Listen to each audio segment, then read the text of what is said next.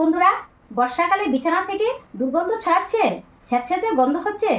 তো সেই স্যাঁতস্যাঁতে গন্ধ থেকে মুক্তি পাওয়ার জন্য আমি আজ আপনাদের কাছে এক রেমেডি তৈরি করে দেখাবো। তো বন্ধুরা, আপনারা দেখুন আমি কি রেমেডি তৈরি করি।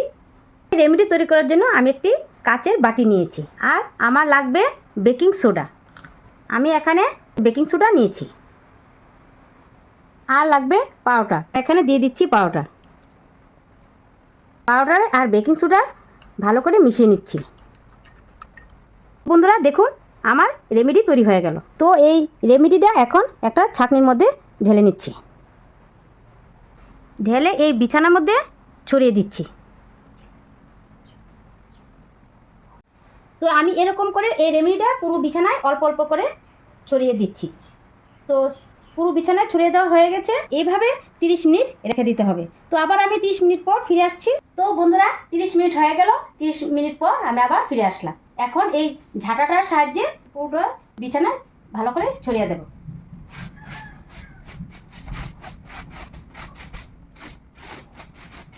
তো এদিকে তো পাউডার দেওয়া হলো, বেকিং সোডা দেওয়া হলো। পাউডারেরও একটা সুন্দর স্মেল আছে, তার জন্য বর্ষাকালে যদি বিছানা থেকে কোনো দুর্গন্ধ থাকে তাহলে কিন্তু সব কিছু দুর্গন্ধ থাকবে না। তো বন্ধুরা, দারুণ হলো আমার টিপটা। তো আপনাদের কাছে কেমন লাগলো তা কিন্তু অবশ্যই কমেন্টের মাধ্যমে জানাবেন। চলে যাচ্ছি দ্বিতীয় টিপসে। তো বন্ধুরা, যখন আমরা আলমারি থেকে কাপড় বের করি তখন এই কাপড়ের থেকে একটা ভ্যাপসা গন্ধ বের হয়। তো এই ভ্যাপসা গন্ধ বিশেষ করে বর্ষাকালে হয়। তো এই ভ্যাপসা গন্ধ থেকে রেহাই পাওয়ার জন্য আমরা কি করি? পারফিউম ব্যবহার করি। তো এই ভ্যাপসা গন্ধটা এতই বাজে থাকে যে পারফিউম ব্যবহার করেও কিন্তু আমরা গন্ধ থেকে আমরা রেহাই পেতে পারি না।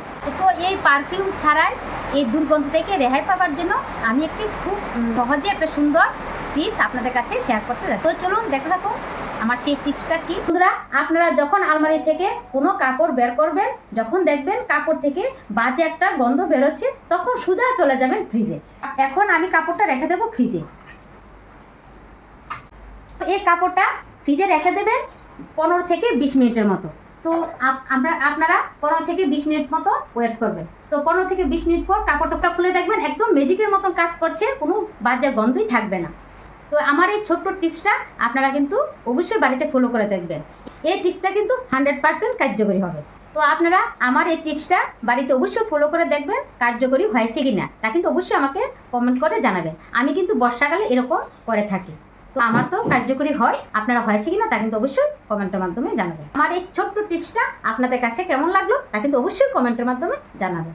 ভালো লাগলে লাইক শেয়ার করবেন, আর হ্যাঁ, আমার এই ছোট্ট চ্যানেলটাকে সাবস্ক্রাইব করতে আপনারা ভুলবেন না। আপনার সবাই ভালো থাকবেন, সুস্থ থাকবেন। আবার দেখা হচ্ছে পরবর্তী ভিডিওতে। ততক্ষণ বাই।